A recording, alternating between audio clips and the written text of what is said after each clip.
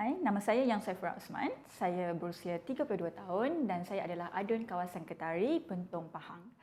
Saya berasal dari Lumut Perak dan saya bersekolah di SMK Bandar Baru Sungai Buloh dan saya mengambil diploma jurusan jururawat di College Winfield International College. Dan pada tahun 2014 saya telah menyertai parti DAP dan pada tahun 2015 Parti DAP telah memberikan peluang dan ruang kepada saya untuk menjadi penyelaras impian Kelantan kerana pada ketika itu berlaku bencana banjir besar di negeri Kelantan pada tahun tersebut.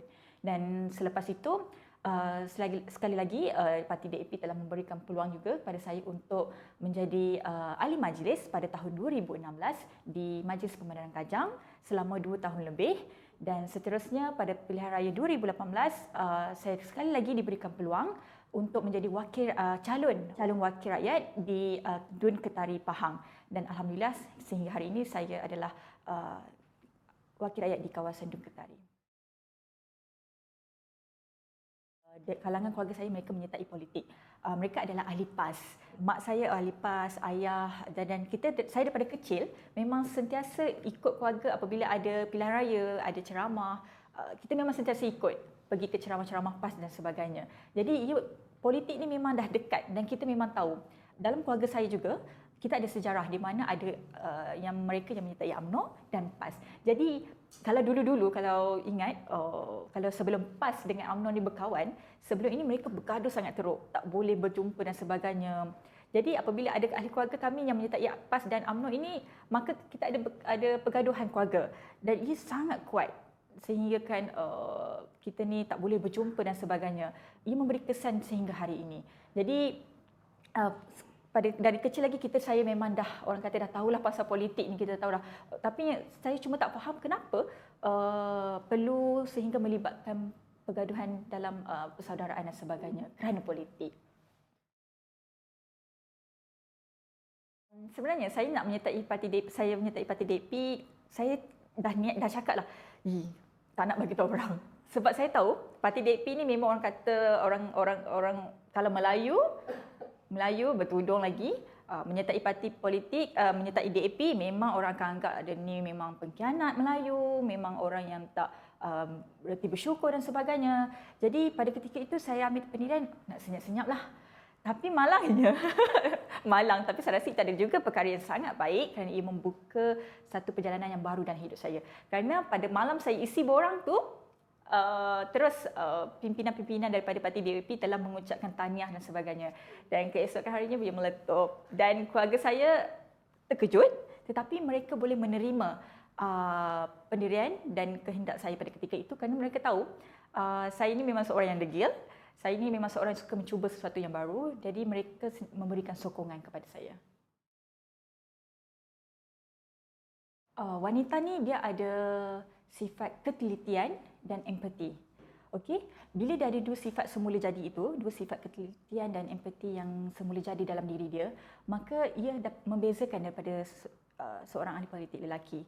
Bila ada dua sifat ini, dia lebih mudah rasa kasihan, rasa lebih sifat yang lebih terperinci dan sebagainya. Jadi saya rasa dengan dua sifat yang ada pada ahli politik wanita ini, ia dapat membawa mereka lebih untuk membantu menyelesaikan sesuatu perkara dengan lebih mendalam, dengan lebih rasa kasih sayang. Okey, kalau dilihat dalam Dun Pahang, kita hanya ada 5 orang ahli politik wanita, wakil rakyat wanita, di mana 3 orang daripada parti DAP, 2 orang daripada UMNO. Dan saya rasa dalam 42 orang wakil rakyat dalam Dun Pahang, hanya ada 5 orang sahaja. Jadi saya rasa ini adalah orang kata tidak stable lah, tidak sama rata, tidak balance. Jadi oleh itu, penglibatan ahli politik wanita adalah sangat penting supaya suara-suara ataupun polisi-polisi yang nak dibuat, dasar yang dibuat lebih adil untuk wanita, untuk kanak-kanak, untuk keluarga. Kerana apabila, bukan kita nak kata wanita sahaja yang memahami, namun bila ada suara yang lebih adil, bila ada pendirian yang lebih, orang kata lebih bermakna daripada lebih ramai wakil rakyat pada wanita, itu lebih bagus dengan adanya suara-suara yang lebih banyak ini. Kerana kita perlukan suara-suara ahli politik wanita dengan lebih ramai.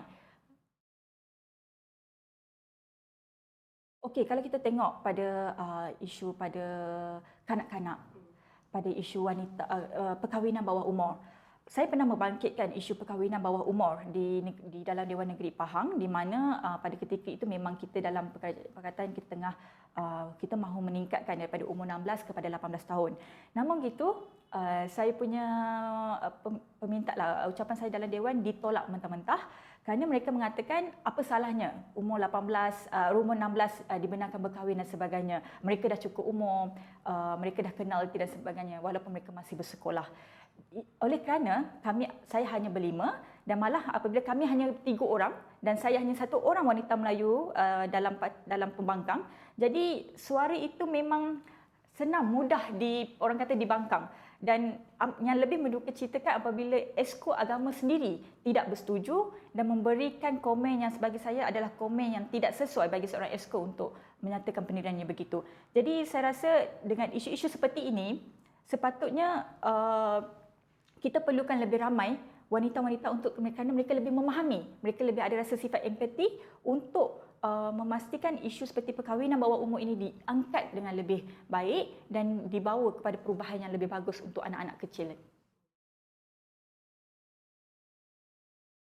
Kalau tadi saya cakap pada kecil saya dah tahu pasal politik. Tapi yang saya tahu politik bas lah. Ceramah, kita marah kerajaan, kita bangga kerajaan.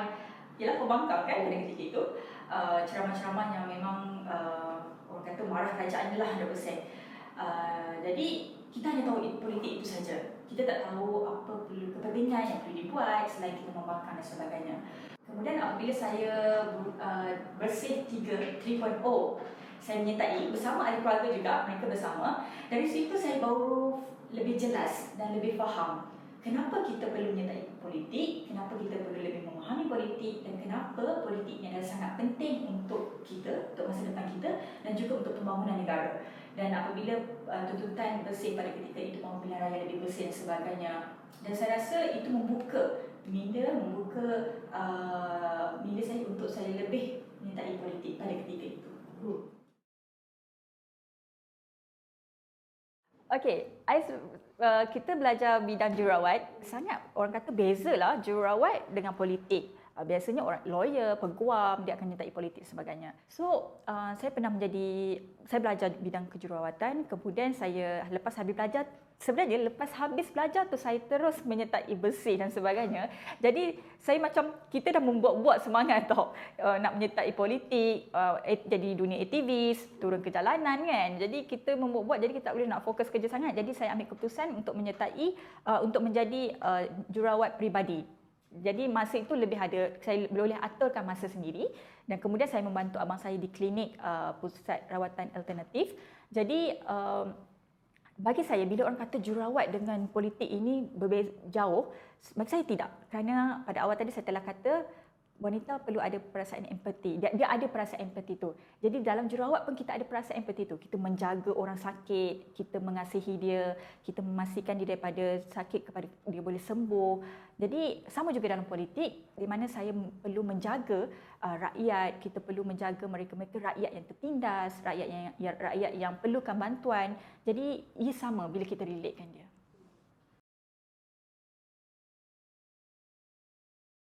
Okey, semasa saya menjadi ahli majlis, itu adalah pengalaman pertama kali dan saya memang zero pengetahuan lah, zero knowledge.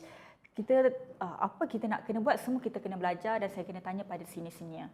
Jadi pertama kali bila saya jadi ahli majlis, bila saya turun ke lapangan, ke kawasan dan sebagainya, saya tahu sindiran, dari segi sindiran, pandangan dan kata-kata masyarakat. Mungkin kita muda, pada masa itu saya berusia dalam 20, 24, 25 macam tu. Jadi kerana kita masih muda, kita tak ada pengalaman. Jadi wanita pula tu, single, bujang pada ketika itu. Jadi pandangan masyarakat pada ketika itu kurang percaya. Adakah budak ni boleh membantu ataupun menyelesaikan masalah-masalah penduduk? Adakah dia boleh membawa satu perubahan di kawasan tersebut? Adakah dia boleh lakukan sesuatu kerana alah budak muda lah, apalah dia boleh buat sangat pun kan? Mungkin tak ada pengalaman, mungkin budak baru. Lepas tu pula pada ketika itu ada orang kata, alah sebab dia ada berupa je, dia dapat peluang ni, dia dapat kerja ni. Jadi saya gunakan perkara-perkara negatif ini untuk kita jadikan kepada perkara positif. Saya cabar diri untuk kita buktikan yang walaupun kita muda, walaupun kita perempuan, tapi kita boleh buat kerja seperti lelaki juga pada ketika itu. Kita boleh turun tengok masuk longkang ke, kita boleh terima panggilan pada bila-bila masa, kita boleh sentiasa, kita boleh bantu untuk mengubah polisi yang lebih baik di peringkat dasar yang sepatutnya. Jadi kita banyak mengalami pengalaman di pandang rendah, namun apabila kita buktikan dengan kerja yang kita buat, dengan kita deliver balik apa yang mereka nak, pandangan itu akhirnya berubah. Alhamdulillah. Dia sebenarnya sangat jauh lagi. Kerana kalau kita lihat pada hari ini pandangan masyarakat terhadap wanita, ahli politik wanita, even bukan ahli politik wanita pun mereka anggap wanita ini kalau bukanlah tak layak untuk menjadi pemimpin ataupun lebih berada di hadapan lelaki, tapi mereka anggap alah wanita ni dah cukup-cukuplah sampai level ni saja, ataupun akhirnya nanti kau duduk dapur juga, ataupun akhirnya nanti kau kena jaga anak juga. Jadi saya rasa pandangan-pandangan seperti ini kita dah tak boleh fikir, tak boleh anggap seperti ini lagi.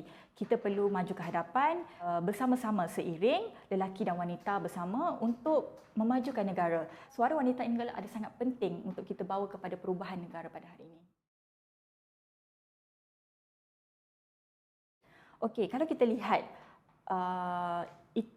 itu adalah kelebihan kepada wanita untuk menjaga tentang isu wanita seperti wanita, hal kanak-kanak, OKU, keluarga, masyarakat dan sebagainya. Namun begitu, kita tidak boleh hanya meletakkan wanita di situ saja. Kerana wanita ini, dia boleh berada di mana-mana jika diberikan peluang dan ruang. Ini kalau kita lihat pada semasa Pakatan Harapan menjadi kerajaan, kita lihat saudari Yobi Yin menjadi Menteri Sains dan Teknologi, di mana dalam sebuah kementerian yang sangat besar, beliau boleh menjaga kementerian ini dengan baik, menjalankan tanggungjawab sebagai menteri yang sangat kompeten, yang sangat bagus pada ketika itu, pada usia yang muda dan seorang wanita.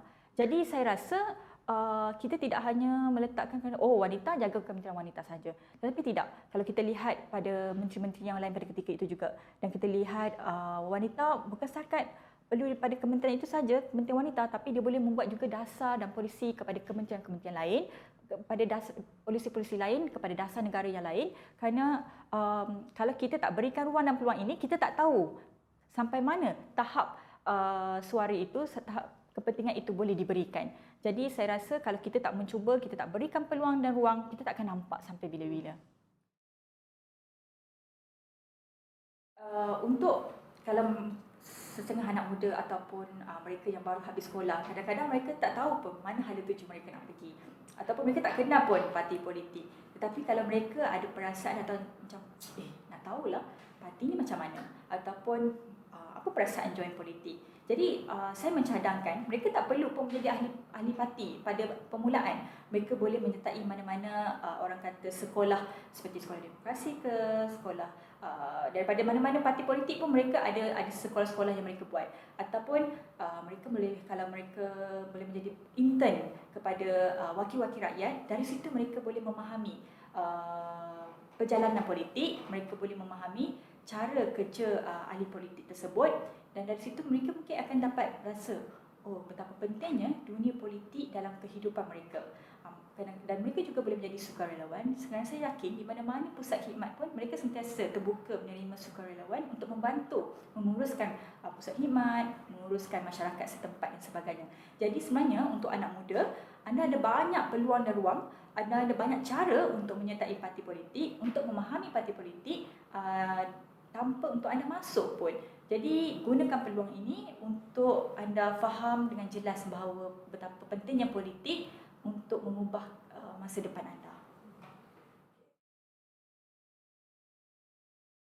Kita sebenarnya dah ke arah itu kerana kita pernah ada timbalan Perdana Menteri Wanita di semasa di bawah Kerajaan Pakatan Harapan, dan pada ketika itu sebenarnya saya nampak sudah ada perubahan yang sangat baik. Namun begitu kerana Kerajaan Pakatan Harapan hanya dalam masa yang singkat saja dan kita kembali kepada asal.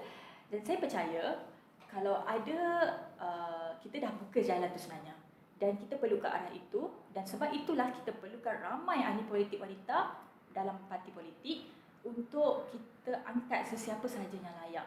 Dan saya rasa pada ketika ini masih tidak mencukupi ahli politik wanita dan saya sangat berharap lebih ramai lagi ahli politik wanita diberikan peluang. Parti politik sendirilah memainkan peranan yang sangat penting untuk mengangkat ahli-ahli politik wanita yang mempunyai bakat, yang mempunyai orang kata yang layak untuk diangkat untuk menjadi pemimpin atasan. Kerana kalau kita asyik tak kata alah sebab wanita, sebab dia wanita tak apalah letak dekat tepi. No, ini bukan lagi masanya. Kita perlu ubah pemikiran seperti itu dan kita perlu ada calon Perdana Menteri wanita selepas ini. Pada PRU akan datang, undi muda adalah sangat-sangat penting dan anda orang muda yang memainkan peranan yang sangat penting juga untuk menentukan hala tuju masa depan negara. Kerana kalau bukan anda, siapa lagi? Anda lah penentu. Dan yang paling penting sebenarnya undi anda sangat besar. Jadi mainlah peranan yang sangat penting, jalankan tanggungjawab sebagai rakyat Malaysia untuk mengundi dan paling penting juga untuk ambil tahu tentang politik. Anda perlu memilih siapa yang akan menentukan masa depan anda. Jadi kepada anak muda, sudah tiba masanya kalau anda masih lagi was-was ataupun rasa nak jauh pada dunia politik ini, tak nak ambil tahu pun, lantaklah nak main game je lah ataupun nak main Instagram je. No, inilah masanya untuk anda bersama dalam masyarakat untuk mengambil tahu tentang politik ini adalah sangat penting. Dan kalau tak perlu pun sertai parti politik, tapi ambil tahu. Ambil tahu adalah perkara yang sangat mudah saja sebenarnya dan kepentingan anda itu boleh membawa perubahan yang baik. Kalau kita lihat pada hari ini ada setengah anak muda yang okey dia dah tahu, tak apa. Tapi kalau yang tak ambil tahu langsung tu kita sangat risau.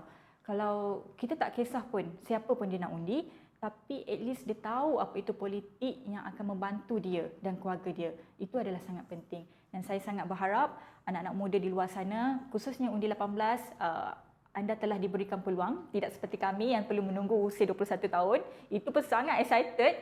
Jadi ada pada usia 18 tahun, anda adalah sejarah Malaysia. Buat pilihan yang baik, ambil tahu dan dan juga fikirkan masa depan anda. Kerana seperti saya kata tadi, anak muda penentu masa depan negara. Anda yang menentukan parti politik yang akan membawa kepada perubahan diri anda dan keluarga.